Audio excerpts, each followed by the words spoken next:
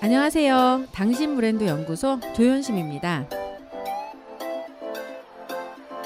브랜드 하지만 도대체 어쩌라는 건지 모르시겠죠?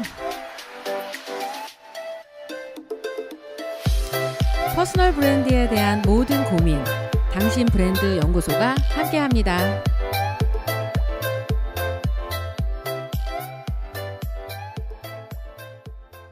오늘 제가 방송에서 이제 들려드릴 이야기는 이제 블로그에 어떤 분이 댓글을 남겨놓으셨어요. 저희 당신 브랜드 연구소 계속 이제 클립이 하나하나 올라갈 때마다 블로그에도 올라가고 팟빵과 네이버 오디오 클립, 유튜브에도 다 방송이 되다 보니까 곳곳에서 질문을 이렇게 달아놓으시는데 실시간 답글은 못 달아드리지만 그래도 찾으면 계속 답글은 달아드립니다. 그래서 2월 9일 날 올라온 질문이 이런 거더라고요. 내면 깊게 파고 들어가 뭘 원하는지 찾기란 쉽지 않은 것 같아요. 이렇게 이 본인의 고민을 써놓으셨어요. 그래서 진짜 이 브랜드를 만들어가는 거에 가장 첫 스타트가 자신이 원하는 게 무엇인지, 어디로 가야 되는지를 스스로 알아가기가 제일 어려운 것 같아요. 그것만 알면 뭘 해야 되는지, 언제까지 하면 되는지 이런 계획은 세울 수가 있는데, 말하자면 방향 자체를 잡는 게 제일 어렵잖아요. 누가 답을 가르쳐주면은 참 좋겠구만. 여기까지는 다 답을 다 알려줬잖아. 여기까지 하면 시험 볼 수 있고, 요거까지 하면 한 학기가 끝나고, 요거까지 하면 하는 일이 마무리되고, 이런 게 모든 게 사람들이 다 이 정답도 알고 있고, 그 다음에 해야 되는 그 길도 다 알려줬던 것 같아요. 근데 이 퍼스널 브랜드가 어려운 건 길을 알려주는 사람이 없어요. 왜냐하면 내가 가야 되는 길이잖아. 내가 가야 되는 길을 다른 사람이 너 일로 가, 너 일로 가 이렇게 얘기하는 거는 내 인생이 아니잖아요. 그 가르쳐주는 대로 가봤자 내가 원하는 게 아니라 그러면 다시 돌아오기도 하고 해야 되는데, 그런 수많은 시행착오를 겪으면서 결국 내가 원하는 길을 조금씩 찾아나가는 것, 그게 퍼스널 브랜드의 매력이 아닐까 이런 생각이 듭니다. 그래서 내가 원하는 걸 찾는 방법이 왜 어려운가를 한번 생각을 해봤어요. 그러니까 생각해 보니까 이 나도 변하고 세상도 변하기 때문이에요. 내가 이 길로 가겠다고 생각을 했는데 가다 보니까 그 길이 아닐 수 있잖아. 그러니까 다른 길을 가다 보니까 원하는 것 자체가 바뀌기도 할 거고요. 그 다음에 나는 가만히 있는데 세상이 계속 변하잖아. 그러니까 내가 가만히 있으면 어차피 또 변해요.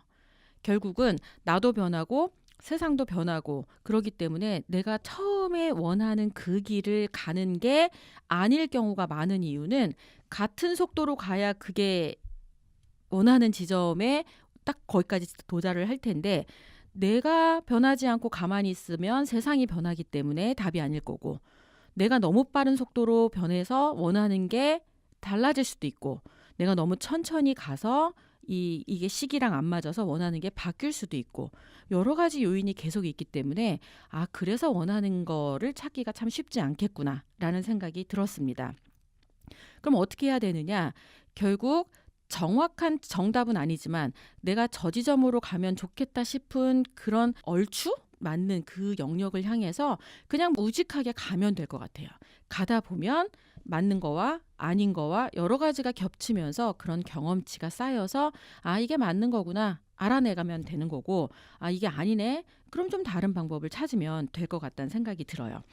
그 내용을 제가 이 나는 브랜드다에 소개를 해놨습니다. 보니까 55페이지에 내 안에 잠든 거인을 깨워라, 이런 내용으로 이 책을 소개했는데 딱 이거예요.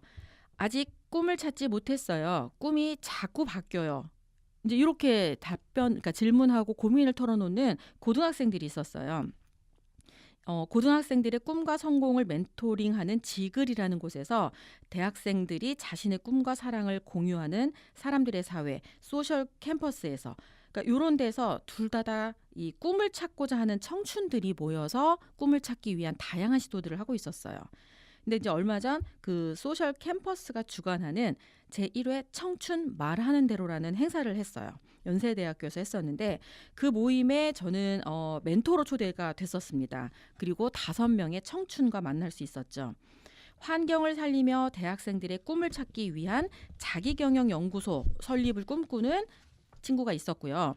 뭐 이성으로 이끌고 감성으로 밀어주는 복지시설 컨설턴트가 되고자 하는 친구도 있었고, 꿈을 만들어내는 동기부여가를 꿈꾸는 친구도 있었고, 교육 심리적 안정을 중심으로 한 어린이 교육복지대단 창설을 꿈꾸는 친구도 있었고, 세르비아와 크로아티아 담당 무역 컨설턴트로 단순한 무역을 넘어선 문화 교류를 꿈꾸는 친구도 있었습니다. 이들의 8분 스피치가 끝난 다음에 멘토들의 날카로운 질문이 이어졌죠. 그중 아나운서이자 사회적 기업을 운영하고 있는 박정숙 대표가 모두 발표 시간 8분을 지키지 못했다라고 피드백을 했어요. 그리고 자기경영 연구소 설립을 꿈꾸는 친구에게 지금 할 수 있는 일이 무엇이냐고 물었습니다. 그러자 그 친구는 대학생들을 인터뷰하는 것부터 시작하겠다고 답했어요. 자신처럼 꿈을 잃고 슬럼프를 겪고 있는 대학생들에게 스스로 자기 길을 찾아갈 수 있도록 함께 로드맵을 만들고 싶다고 했죠. 이제 그런 친구에게 저는 이렇게 다시 물었습니다. 자기경영연구소의 수익 모델이 무엇입니까? 그렇게 단도직입적으로 물었어요. 김양은 당황하면서 이내 침착하게 이렇게 대답했어요. 우선 다른 곳에서 일을 해서 돈을 벌면서 연구소를 운영하겠다. 다시 말하면 자신이 하고 싶은 일을 통해 먹고 사는 문제를 해결하기 어렵다는 걸 스스로 인정한 꼴이 된 거죠. 사실 자신이 좋아하는 일이 반드시 직업과 연결될 필요는 없어요. 취미로 할 수도 있기 때문이죠. 그런데 그날 꿈을 발표한 대학생들이 그들이 말한 꿈을 결코 취미 정도로 가볍게 여기지는 않았어. 그렇기에 직업으로 인정받으려면 막연히 하고 싶다고 해서 또는 좋아한다고 해서 되는 게 아니라는 거를 서로 인식하게 된 거예요. 결국 자기가 원하는 게 명료해졌으면 그